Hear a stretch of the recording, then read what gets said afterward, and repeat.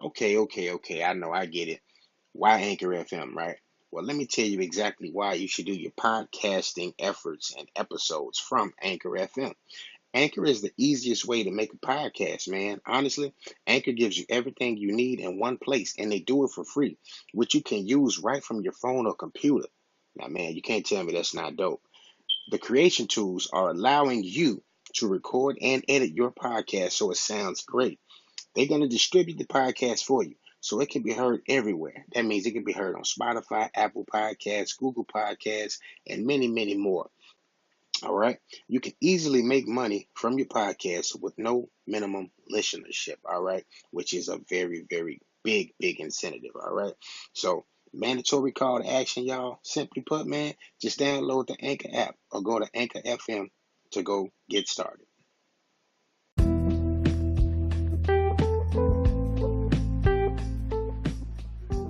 All right. That's KG. Now, he just said he was trying to pick up. I just talked to him on the phone. Can you hear me, KG? KG? Yep. Joe, can you hear me? Yeah. All right. There we go. Now we got everybody here. I was telling about a wild and crazy night, man. Bruh. Y'all was getting it in, man. This had go sometimes, you know. Not even that. Like, the night was just all types of highs and lows, all type of stuff, bro. I'd have to tell y'all about it another time. It's so stupid, bro. True indeed. It was a shining example of why you can't always bring sand to the beach. Listen, first off, I just want to say that sand, by the way, was very beneficial. Don't you dare. Okay. Second off, yeah, it was very much so worth it. So don't you dare. All right. If you say so. All right. Well, let's go ahead and get this thing started, man. Welcome to the Chronicles of Old Man Logan. I am your host, Old Man Logan, also known as Tim, as you heard my friends on here calling me Tim. So no misinformation is going on. I'm going to introduce him right now. It's my homeboy, KG, a.k.a. Hot Take Kenny. He also does wrestling reviews on the BoulevardAv.net blog. So that is KG. And on the other line is Mr. Joe Kravitz, as I have just affectionately called him, gave him this new nickname. You know what I'm saying? He's a wedding singer, and he does all kind of events and works with me and Kenny. He's a fun guy, you know. In for a good time, you know, when you hang out with him. So, gentlemen, how y'all doing on this lovely Saturday afternoon? I'm doing quite well, man. Appreciate you asking, bro. All right. Great. You know, reviews are best when the show isn't 7 hours, you know. Yeah, you know. So we're gonna go ahead and do our best to do a predictions right now. Obviously, I don't know about all of the guys that are on this card, so that's why I have these two gentlemen on the line and gonna do this episode with me, so they can give our listeners. Hopefully, we can grow some listeners too from this episode, and get them some in-depth conversation about this AEW Double or Nothing match card that is taking place tonight, man. So, all right, y'all ready to get into this thing, man? Go ahead and get this done. Yeah, let's go. Let's do this. All right. Alrighty. So I'm gonna go ahead and run the card down first, and then we'll go and break down each match one by one from there.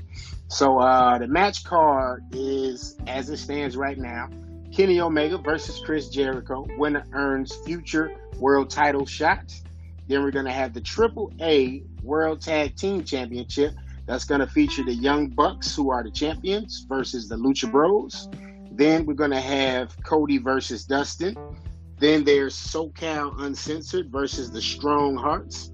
Then we got Best Friends versus Angelico and Jack Evans. Britt Baker versus Kylie Ray versus Nyla Rose.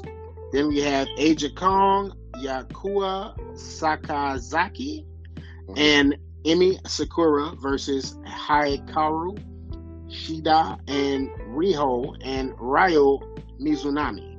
Somebody's been watching Japanese anime. And you know, definitely. Sami Guevara versus Kip Sabaya, and that is called, in parentheses, the buy-in. And then there's the Casino Battle Royale, which is also, in parentheses, the buy-in. Winner earns future world title shot. Right. Alrighty. So, yeah.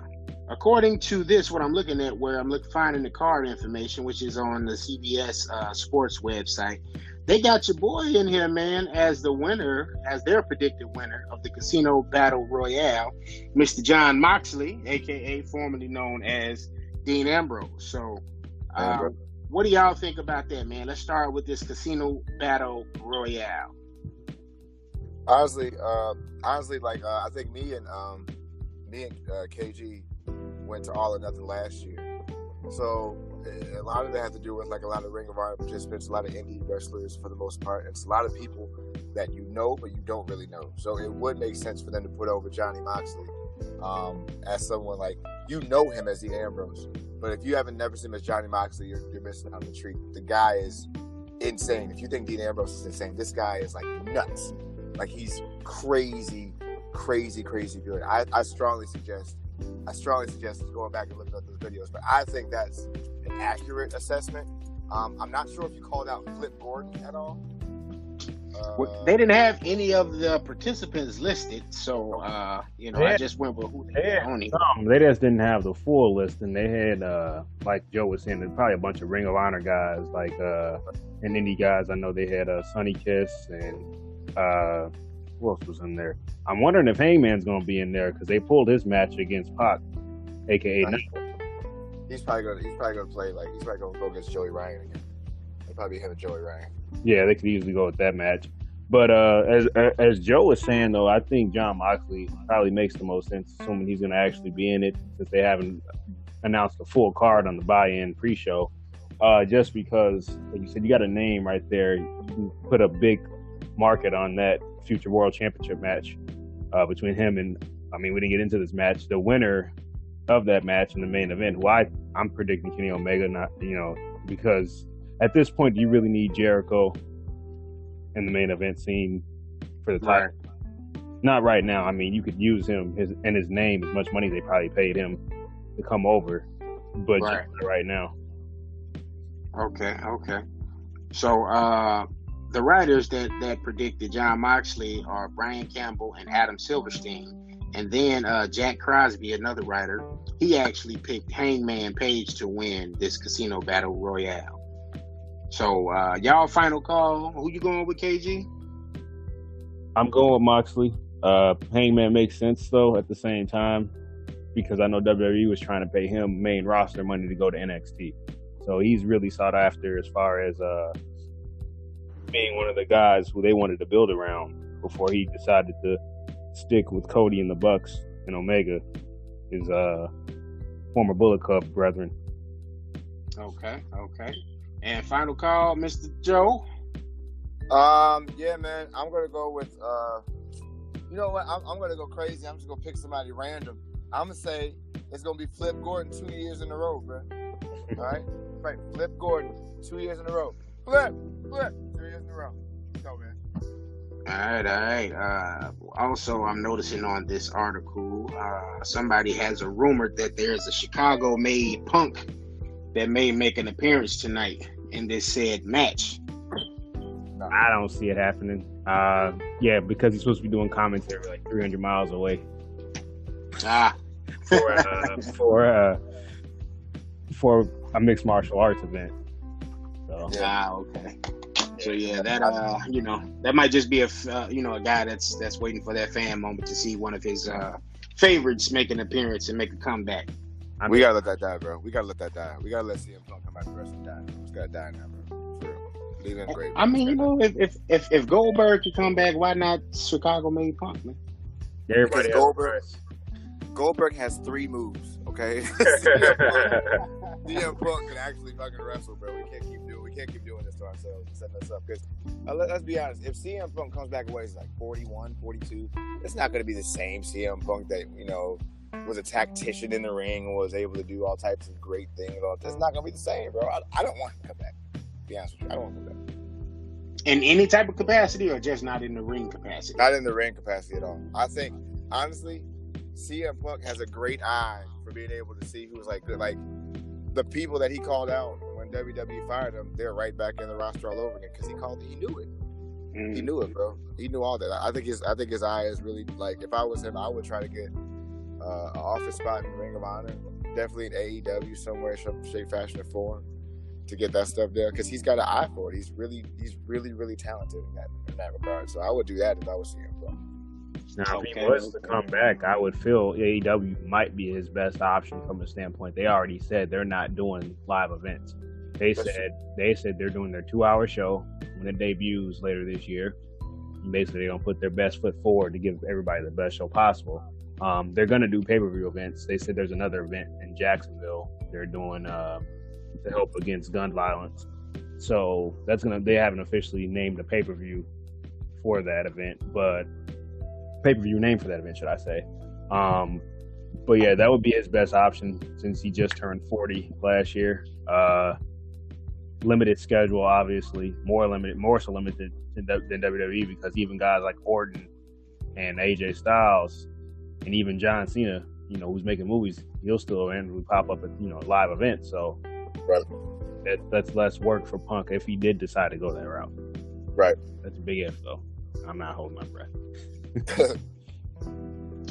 All righty. So I didn't make a pick. I don't know a ton of the people that are in AEW, so I'm just gonna go with the main man, Jon Moxley, just because that's the only guy I really know.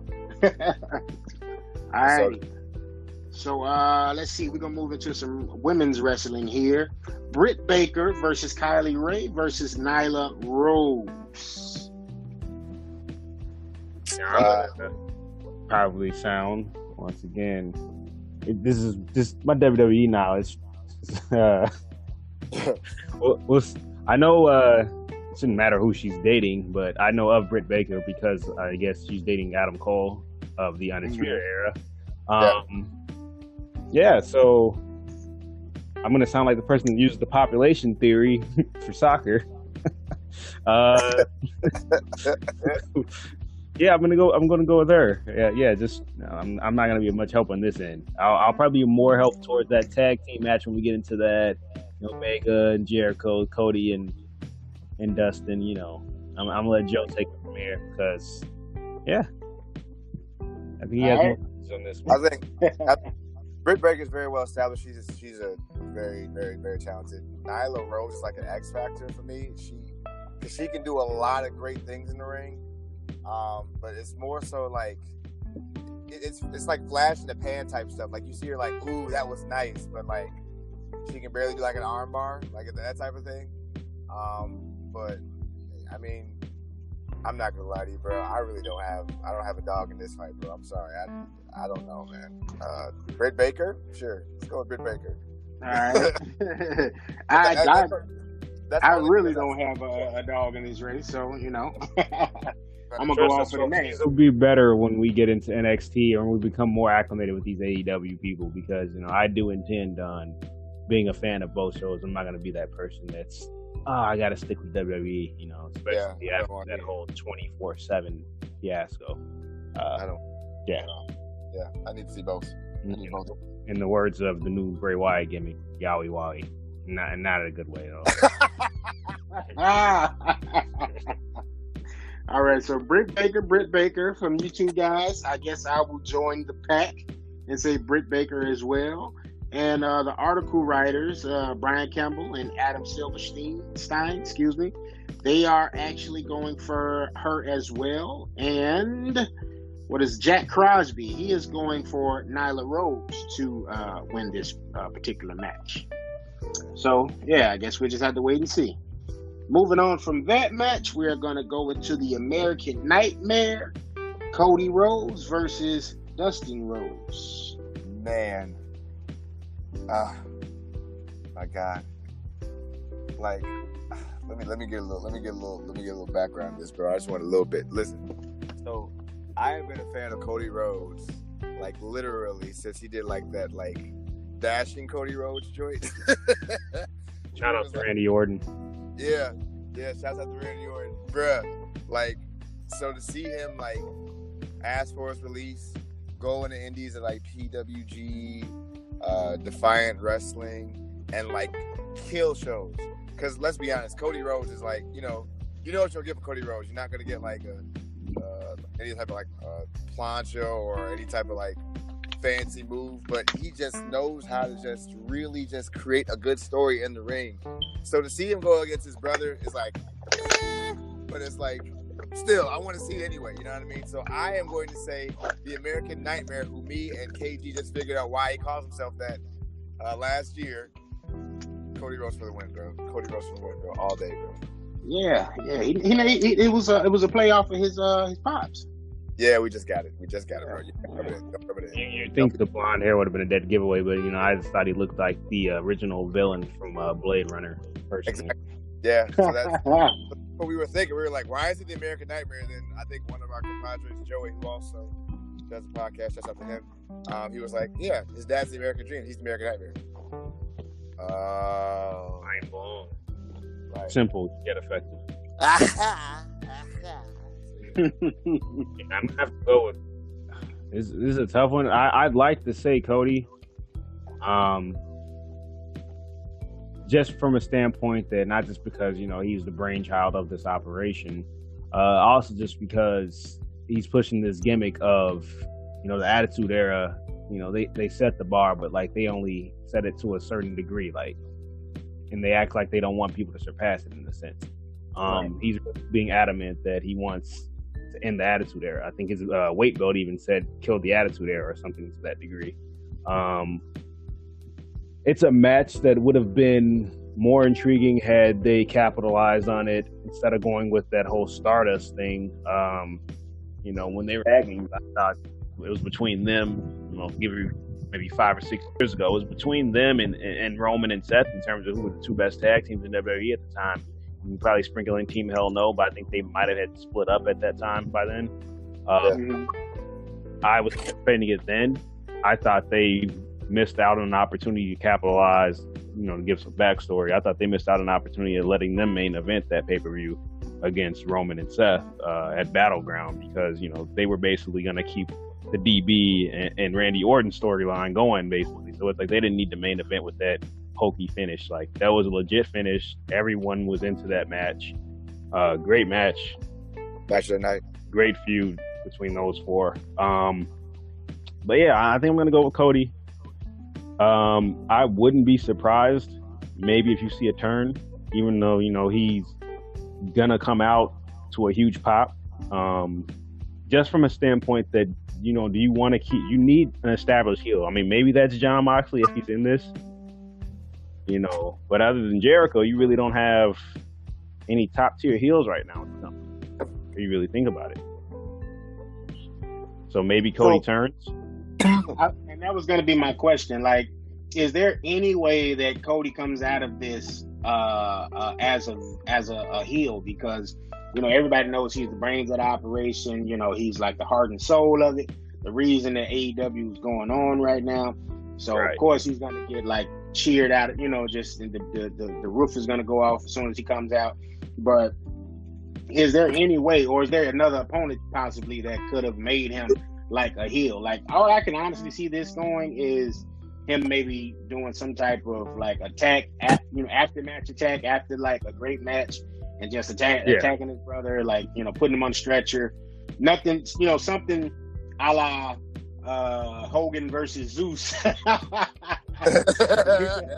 When he just attacked him so bad, he put him on the stretcher, and he threw the stretcher over on its side and all that crazy crap. Like, giving Dustin the Crimson Mask. Like, are we going to see any of that tonight? Or, I was just really wondering, is there a way to like really make him like the clear cut and apparent like top heel in AEW outside of Jericho with this match? My opinion, a lot of these guys are tweeners in terms of like they're like the anti-hero. Mm-hmm. Where for that year where Randy Orton was really hot, like you were like, oh man, like I just love Randy Orton, but you didn't know if he was like a heel or like a face. So I wouldn't be surprised if anybody can do it to make Cody a face, it's Dustin. Dustin has done some dark things in his career, and he's good for that. So, I mean, I don't know. I mean, unless they go back to the whole like NWA thing with 10 pounds of gold like they did last year, I can see it that way. If we're doing the all elite thing, then it probably could be just something where, what's his name? I can't think of his name. Jay Lethal comes out of nowhere, something like that, because they have a good feud. I'm not sure, bro, but I don't think it plays out that way. Bro. I'm not sure. All right. So unanimous. Oh, what were you gonna say, Kenny? I was gonna say just because it's the match they basically wanted for so long. So because part of me was in the back of my mind thinking maybe John Moxley's not in this, open battle royal or whatever. Maybe he attacks Dustin backstage. Mm-hmm. But I'm thinking they want to actually go through with this match because, like I said, it's the match they wanted. The WWE wouldn't give them a full-on match because when they did it, I think they may have had like a one-off. When I think he was still doing the Stardust thing. I don't think he ever actually got to beat Cody. Yeah. Yeah, definitely. Part of me was thinking that. Yeah. All right. I think at this point, like the Stardust Goldust match, I think it was like for like 10 minutes, and even then they gave him like a terrible spot where they could do it. Because I agree with Kenny. The time for them was the right build. They set up the right storyline. It was perfect. But again, Big Brother ruined it. So it's all right. It happens. All right. So it sounds pretty unanimous. It's even unanimous as the article writers are all picking Cody to win this, and it sounds pretty unanimous over here as well that Cody's gonna get the W in the record books for this particular match. Alrighty. Let's move on to the next match, the AAA World Tag Team Championship that has the Young Bucks and the Lucha Bros. Possible match of the night, I'll tell you that much. Just from a standpoint of some of the things we saw at All In, some of the spots they were pulling off, and they only got about maybe 15 minutes or less to cook. There were some crazy spots in that match. I would think they're going to go with the Bucks. They're the top tag team in the world according to Wrestling Observer from the last probably 5 years going. They want tag team wrestling to matter. My thing is, though, at the same time, this is why I'm a little conflicted. I understand they have that title, Executive Vice President, as well. As Cody and Kenny Omega, but the thing is, they've already kind of established like we don't want to just keep putting ourselves over everyone. This is the one that may not be a lock. I'm leaning towards the Young Bucks, but like I'm not entirely 100% on that pick. Just because I feel like somebody from the Elite is not going to go over. They make the most sense to take an L. Just from a standpoint, they could probably afford it out of all the other guys that are from the Elite that are going to be having matches tonight. Like I said, I don't really think you're going to have, Dustin go over Cody because where do you go from there? Right. Same thing with Jericho. Like I said, you paid him top tier money, but same going over Omega. Does that make a lot of sense? I'm going to go with the Lucha Bros. Yeah, I had to stick with it. Okay, we lost Joe there. Get him back in here, but the article writers they're going with the Lucha Bros apparently for this particular match. So if the Lucha Bros were to win, it kind of goes in line with what you were saying in terms of them not wanting to just continue to put themselves over and do the finger poke of doom type of situation. You know what I mean? That we saw back in WCW when those guys were calling the shots. So I'm not too familiar with the Lucha Bros. I've heard a lot about them, but I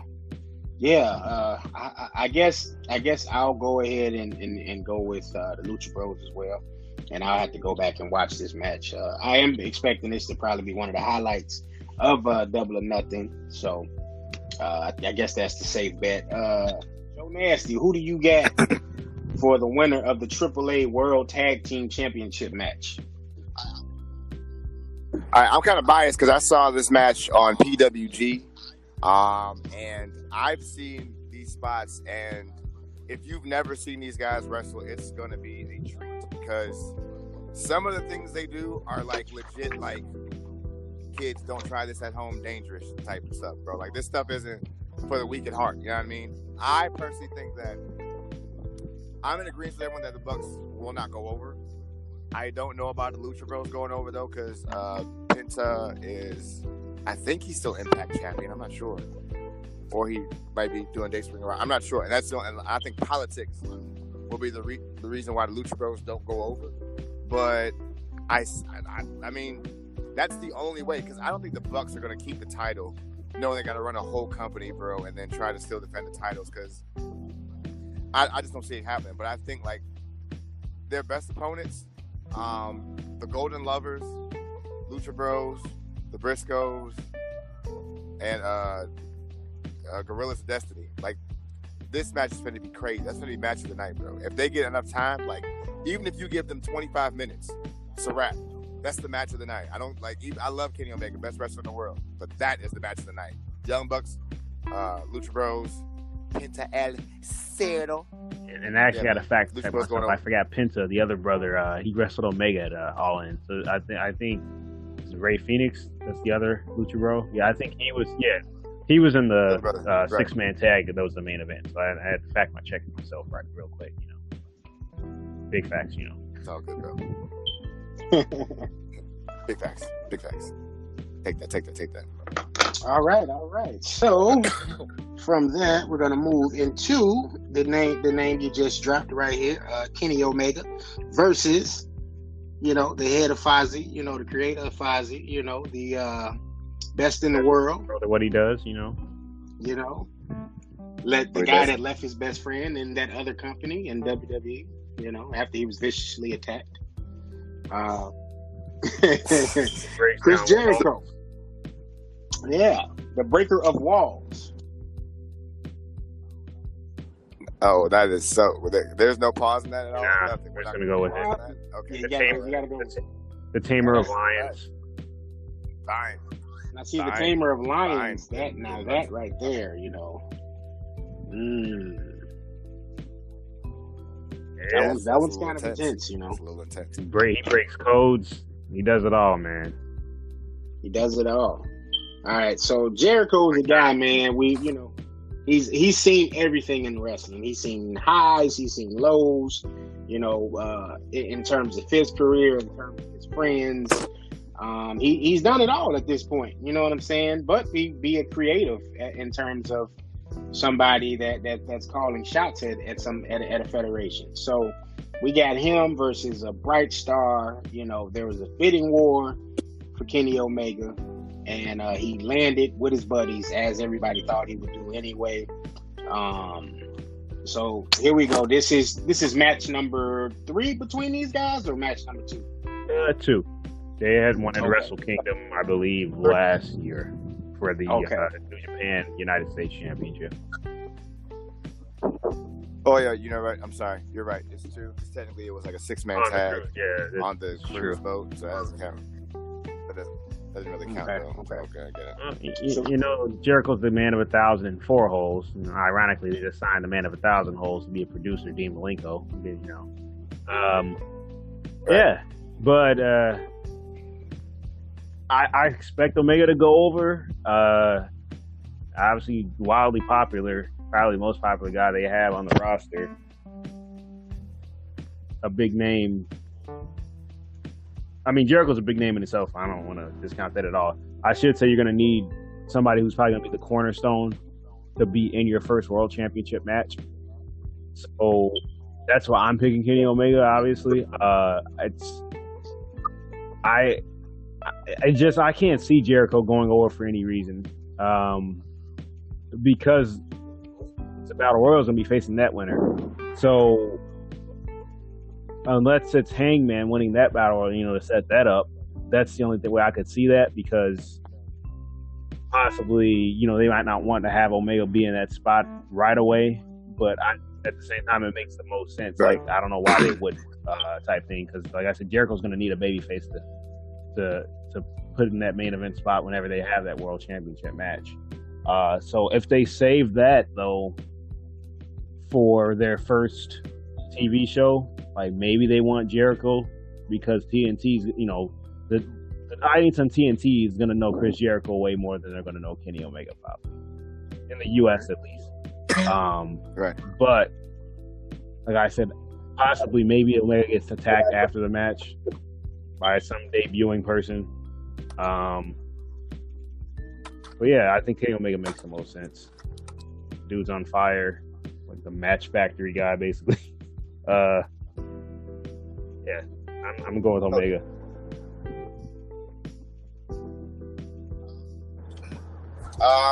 Wow. Yeah. Like I said before, I am a huge Kenny Omega supporter. Even before he really got his fame in New Japan, like even when he was just a cleaner, when AJ Styles was there and he did that epic turn, like he's just so like a guy that size should be able to move that quick and move that well in the ring and be able to do so much of the things that he does, and he can do it all. I love Chris Jericho though, and I think they're honestly gonna put Jericho in that spot, just because he's gonna be able to do it. Like he's gonna be able to handle like the schedule and also be able to handle all that it takes to be a champion.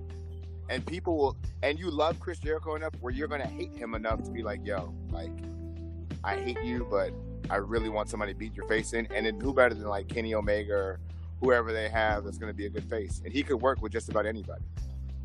You know what I mean? Like it takes a special kind of person to be able to work with Omega and have like a great match. Like I think he wrestled a 6-year-old and it was amazing, but with Chris Jericho, you might just get just as good as a story, and he's a bigger name, so to speak, because of WWE. But I would say we'll go with Chris Jericho. I want Kenny Omega to win, though. Just putting it out there. And that's why I was kind of thinking. I want to talk about. I want him. And that's why I was thinking possibly, like, even though, like I said, they don't want to keep necessarily putting themselves in the forefront. Maybe they probably should have had Cody and Dustin, right, even though it's like pretty obvious Cody's going over. But like, with that possibility, maybe they could have had one of them be the other number one contender. That way, maybe you could have injected a Jon Moxley into there, so you don't necessarily know who's going to go over. Exactly. But even if Cody went over and he was to get that hypothetically that other number one contendership spot, you could go either way with that, either him versus Jericho or him versus. Right. It's just like I said, I'm more focused on, like, I could see Jericho winning because, like I said, he's going to be more of a household name for now in America. Right. Then Omega would be on TNT. Obviously, even people that go back to WCW days are going to know Jericho when they turn to Turner. Even though he wasn't utilized as high back then. But even WWE fans, a lot of them probably know of Omega. But even with that being said, like I said, it make a lot of sense for Jericho. I just feel like Moxley versus Omega, would make a lot of sense. But Jericho does too. So. Yeah, I'm with that. Okay. So the authors, the article writers, they're going with Omega, but as you guys have put it, and I'm in agreement with that totally, Jericho makes a lot of sense as the winner of this match. And it's always more fun for the face to be in pursuit of the title as opposed to being the guy carrying the title. It's just a little more, a story there when they're in pursuit of it. So I think it makes sense to call it saying Jericho have the upset tonight. If it could even be deemed an upset, I don't know if you could even call it an upset, but it just makes a little more sense. So final call, everybody in agreement, Jericho? Okay, cool. All right. Let's keep this thing rolling. And I'm going to go on a hot take real quick, for my name. Okay, hot take, Kenny. Jericho, we all love you, We grew up watching you, but stop it with the whole AEW would take 6 to 8 talents in WWE total. You'd take 6 to 8 in NXT alone on your roster. Don't cut the shit, Jericho. Like, really. I mean, you take everybody from Undisputed Era. That's 4 guys. You'd be a fool not to take Velveteen Dream. The dude's a prodigy. Yeah, that alone, there's 5. Yeah. You take Johnny Wrestling. Speaking of babyfaces pursuing, you don't get more of a white meat babyface than Johnny Wrestling. Johnny Gargano. Yeah, it's just, let's not even touch the main roster. You know, there's an abundance on the main roster. But just to give him a little bail, though, at least he said 6 to 8. Didn't Cody say like 2 guys? He may, you know what? If he did, he probably said it in tongue in cheek and probably like winked or something after he said it. I think Jericho's kind of been trolling, to get a reaction at times. That's all he's probably doing. I'm sure he didn't actually mean it. Maybe it was just like he didn't care to actually say, "Oh, haha, I'm joking" type thing. Because like clearly he was. Because hell, I'd even go so far as to say there's 6 to 8 guys they take over Jericho. As much as I like Jericho, don't get me wrong. Like personality wise, there's not many people in WWE touching him. But in terms of like longevity, in terms of you're gonna take more than likely you take Seth Rollins over him long term. I mean, maybe for a year you take Jericho, but you're not gonna take him over. You know, you're not gonna. Not long term. Not at all. I don't see it. And then you get to guys like Kevin Owens, Sami Zayn, you know, guys like that, guys like Ricochet. Like, you know, there's a lot of talent in WWE they take. Finn Balor, you know, the list goes on and on. Cesaro, guy that's not been being used. Bray Wyatt, Daniel Bryan, like. I get it, what he was kind of getting at, though, too, because you don't want to have such a deep roster where you got the same problem WWE has, which is probably why guys like Cesaro haven't been getting pushed, why it took them 10 years after. I mean, he was out of the main event scene in terms of a top-tier feud for almost 10 years. Maybe this is why it took them so long to push Kofi in WWE. You know, at the end of the day, you can only push X amount of people at X amount of time. Right. That's true. So that's true. And I do like the idea. They even said like they're gonna basically try to listen to the fans, so we'll see, you know, potentially the tag team championship in the main event, which you haven't seen in WWE probably in almost 10 years. Probably when DX touched them. Right. I think that was the last time there was the main event feud on a pay-per-view. I think they were feuding with Jericho and Big Show, if I'm not mistaken, at the time. So yeah, I'd look forward to that because I don't necessarily.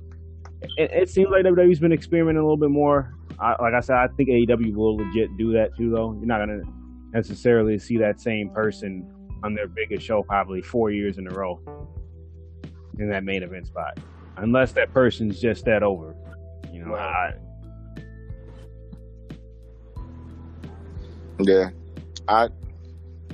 I'm in agreement with that. Like, I think it's more so trolling, kind of giving a shot at certain guys too. That's like, oh, it's 6 to 8. Get out of here! You know you want way more than that, bro. Don't do that. And not even touching women on the roster. I mean, exactly.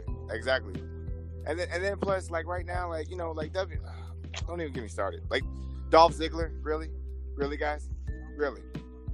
Dolph Ziggler's gonna come back for a main event push now. That's what we're doing now.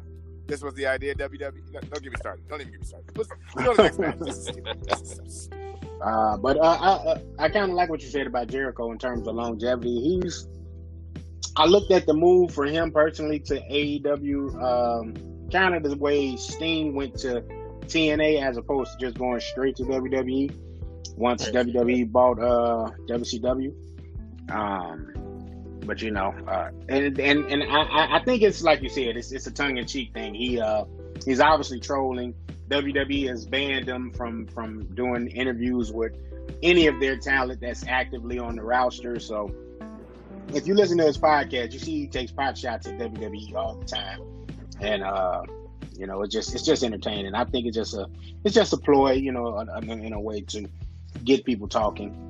Because that's what it did for us. You know, it's like, okay, if he was legit serious, who would that 6 to 8 be? If they literally had to go through They had to comb through WWE's. I've heard the rumored roster, the number of wrestlers WWE has signed at this moment in time is 400 guys and girls.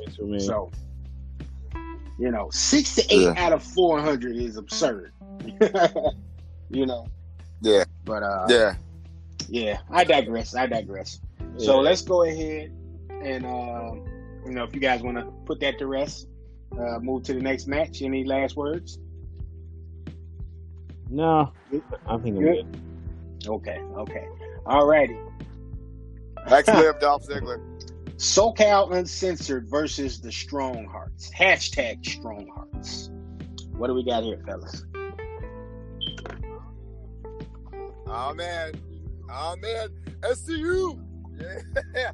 Sorry, my bad. I watched the Elite show. So look, if you haven't watched like Being the Elite or We Are the Elite, SoCal Uncensored is phenomenally entertaining, and I am a big fan of these guys. I love these guys. They got the Fallen Angel, Christopher Daniels, Kazarian. No, I say his name. No, that's right.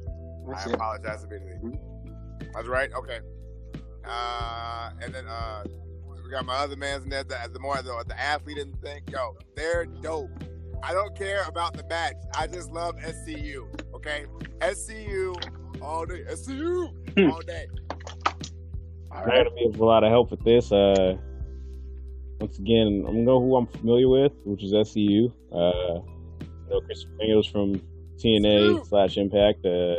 Same with Frankie Kazarian. I believe he was in WWE as well at one point. He had some weird carnival gimmick in the early 2000s, if I'm not mistaken.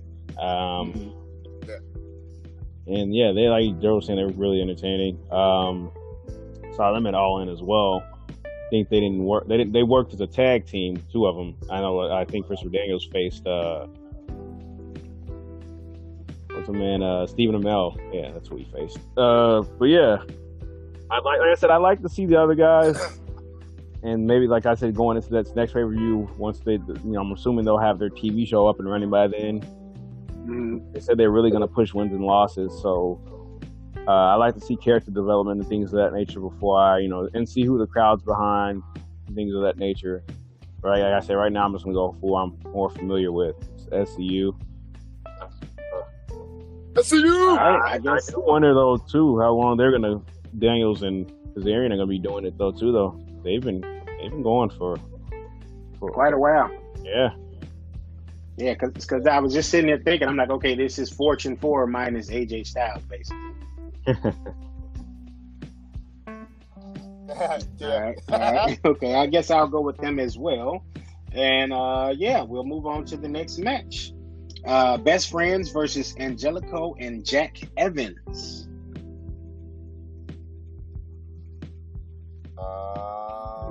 I like Best Friends, but their gimmick is just that, they're best friends. But match-wise, I think Angelico and Jack Evans are going to take this one. It's not even close. And Jack Evans and Angelico do really good spots. They're a little bit more athletic than Best Friends are. So I'm just going to say it's going to be Angelico and Jack Evans. Okay. KG? I'll do the same just because they can't keep going with who everyone's more familiar with. You got to have some other people establish themselves. Because I'm sure they're known on the indies, but I'm saying to the pay-per-view crowd, obviously, even though he was a small fish in the pond, Beretta was with WWE at one point for a cup of coffee, I want to say. Yeah, basically. I'll go with them, like I said, because you're not gonna just because you got to try to establish some other people as far as being on the TV, should I say? Like I said, in the Indies, all those guys probably have equal star power, but yeah, I'm gonna go with Angelico and Evans. Okay.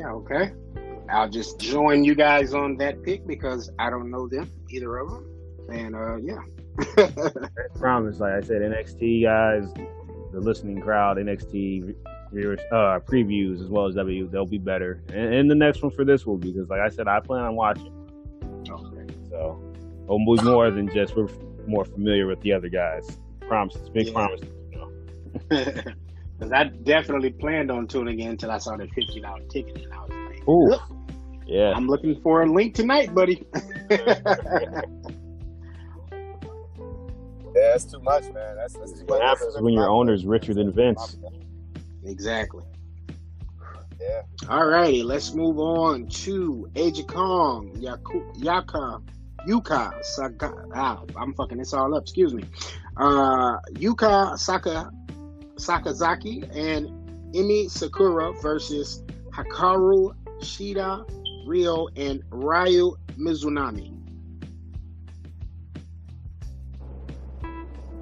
No idea, bro. I got no doubt. This was like no idea, WCW versus the world to me. I don't know who any of these people is. Like, this is like the people that are good, but you just picking them just because you're playing the game. Like, I don't know any of these people. Yeah, I'm kind of right there with you. Yeah, I know this was kind of added within the last couple weeks to the card. Yeah, it's I got nothing for this one. Sorry, guys. I'll pick the first group of names you said. Right, because I damn near just wanted to say Team 1 versus Team 2. I don't know any of these people. You going with Team 1, KG? Yeah, I'll do the same. I kind of wish NXT would have had their event before, so we could have got our first episode rolling a little bit better. But there's always next week. It's always next week. I'm gonna choose Team 2. Just to be? Okay, all right. All right. Talking about hard times trying to pronounce those names. Son of a plumber. All right, man. Last match. Sammy Guevara versus Kip Sabian.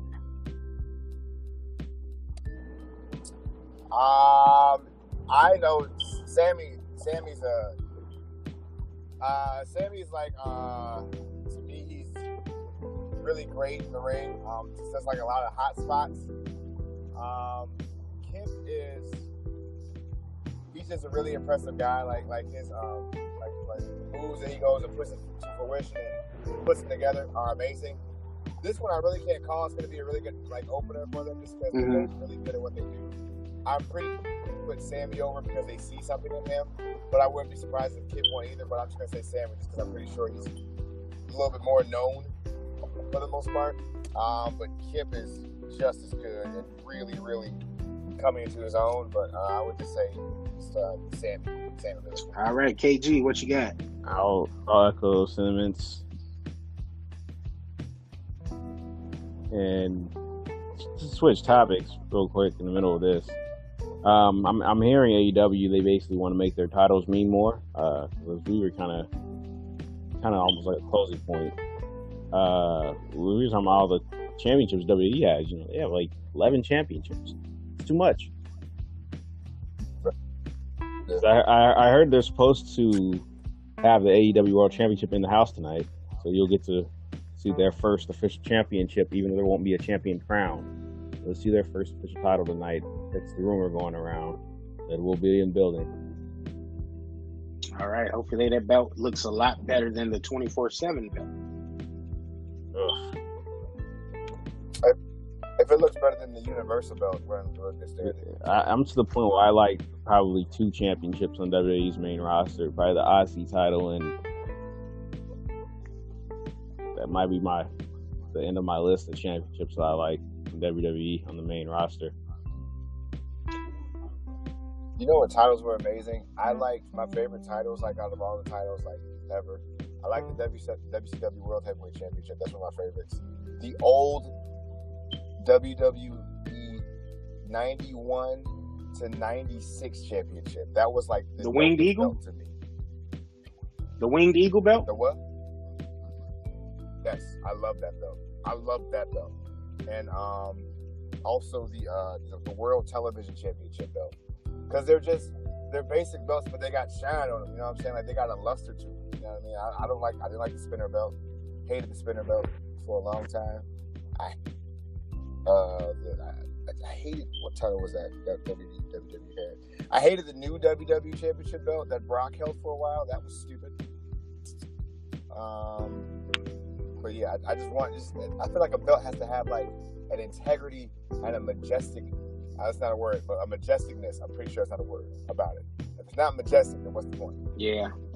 Those belts, they're not designed with the passion and vision that, you know, the older belts were obviously designed with. You know, these new belts are more so as they're branding tools. You know what I'm saying? It's just there so you can say, hey, all right, that logo, we know that's the WWE logo, so we're gonna have that shit all over this fucking belt, and that's gonna be that. You know what I'm saying? Right. Whereas the old school belts, like one of my personal favorites is the Undisputed title from back during the Ruthless Aggression era.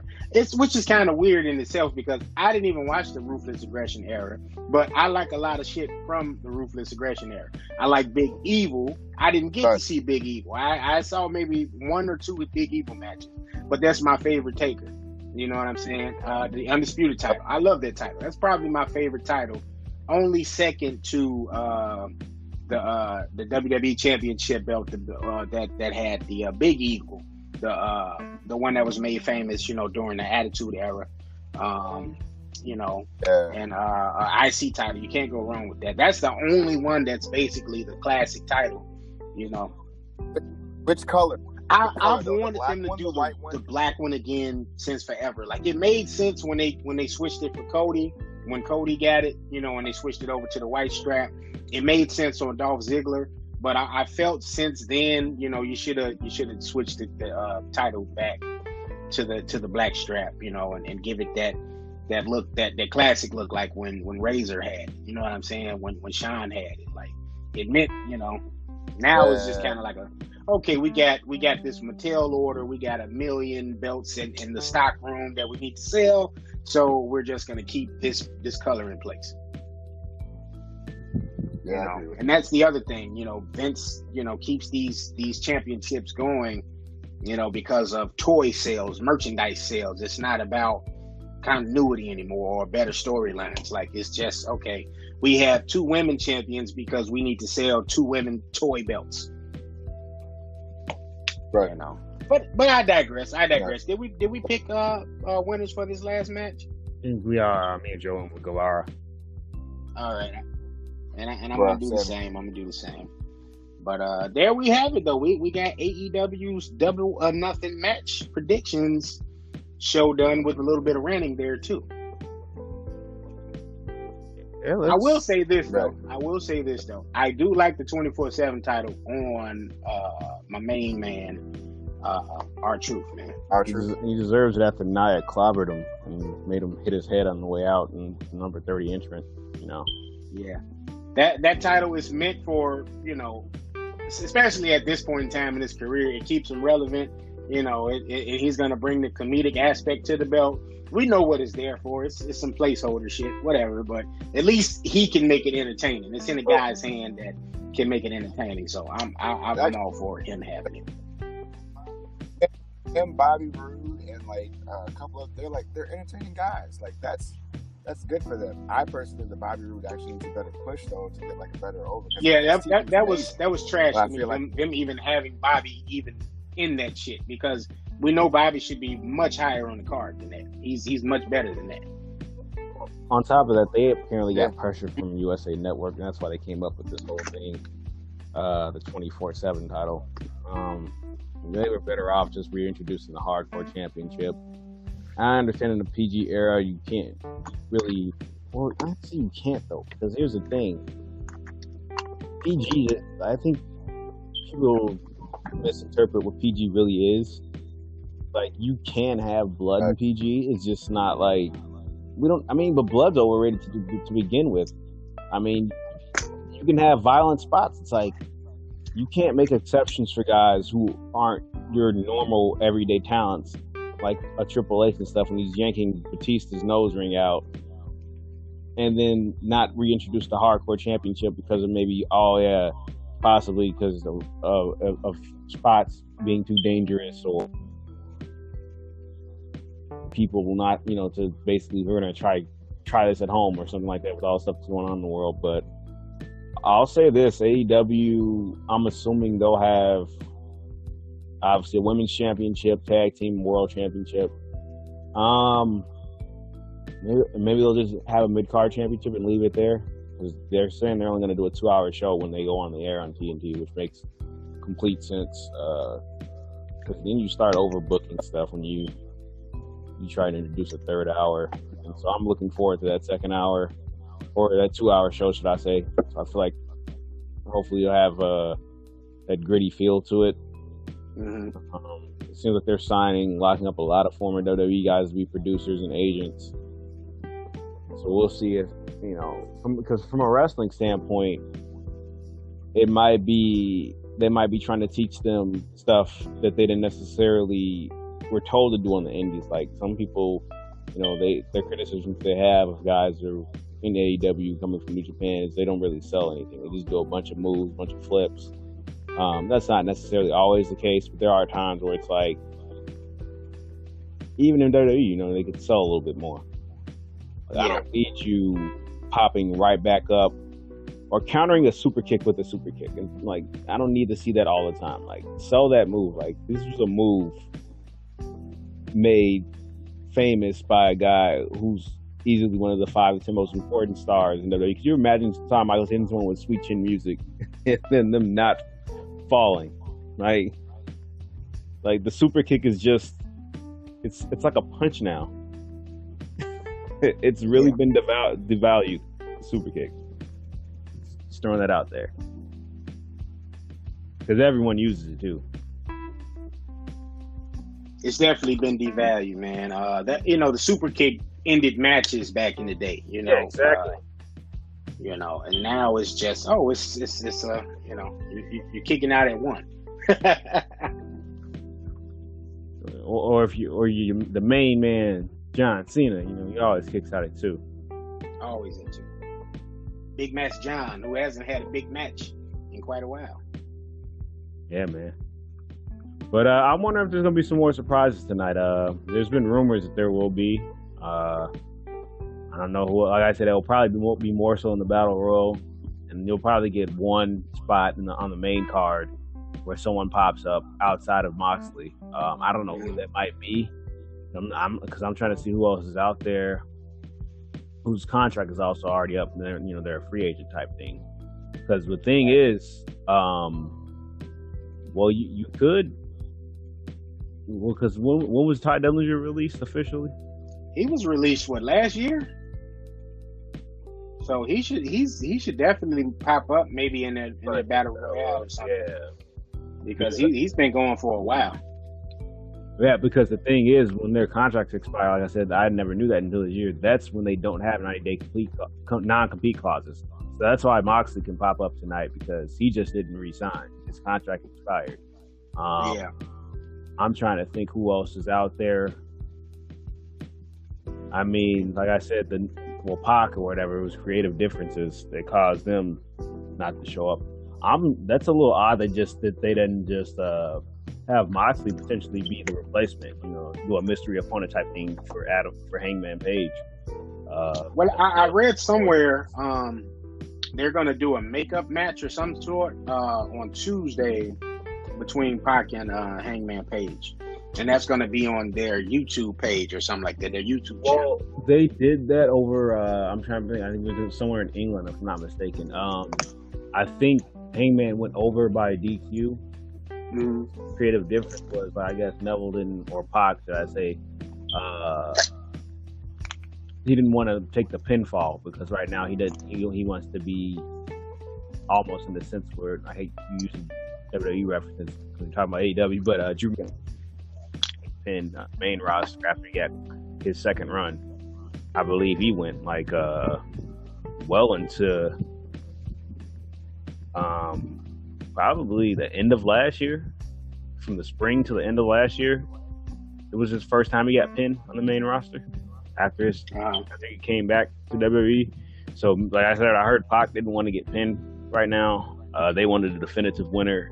He's probably of the mindset of what I'm thinking of, where a lot of these guys from the elite are going to go over. And maybe he's even told you're not going over. maybe that's why I decided to hold off to AEW for now. So yeah, I don't know if he burned that bridge, or if they're saying like you can still come over later. But that I really didn't see that coming. Apparently, it's not legit part of a storyline or anything. This is like legit creative differences. You think that like he'd know, like, yeah, more than likely I'm not gonna go over, but you know, like Joe was saying, the Lucha Bros, possibly them going over, as we were saying, because like you said, the riders are picking them too. Just from a standpoint too, it's like if it's for another company's championships, like they already said that like they could still do other dates. Certain guys in the roster slots, they could still do other dates. But I'm imagining for other companies, but I'm imagining guys like the Elite won't not be working other promotions. Right. Guys like the Young Bucks, Cody, Kenny Omega, Hangman, I'm imagining they won't be. What do you guys think? You and Joe were the experts on this for me, man. So I'm really just gonna kind of follow y'all leads in terms of AEW, and just looking forward to trying to find a stream tonight to watch. And yeah, I am going to be a pirate and watch this shit and see what happens. All right. I don't know where Joe's at. Joe is not saying anything at all. Joe, you still there, buddy? That's weird. It says he's connected, but does. Yeah, I don't know. But we could go ahead and end it, man. You know, he was out on the go anyway. So Kenny, before we get out of here, man, just give the people your your Instagram name so they can follow you and talk to you about wrestling and all that good stuff. Sure, it's at Hot Take Kenny. I will be back on Twitter if, they would actually approve me to get back on there. I'm going to have to probably create some random email that I don't even use just for Twitter. But yeah, I'll probably be back on there at some point, possibly same handle. Okay. Alrighty. And Joe is on Instagram at, what is it? What is his name on there? Willie Joe Freeland III. Yeah. Joe Freeland III, and yeah, you'll see him. You follow one of us, you'll definitely see him not too far behind. And you can always follow me on Instagram at oldmanlogan83 and on Twitter at legendkillerzo, LEGENDKILLERZO. All right, and this is our AEW Double or Nothing match predictions post, man. We'll catch you. We'll catch you next week for NXT. Yep. All right, KG, I'm out of here, man. All right. We'll get this ready for the people. All right.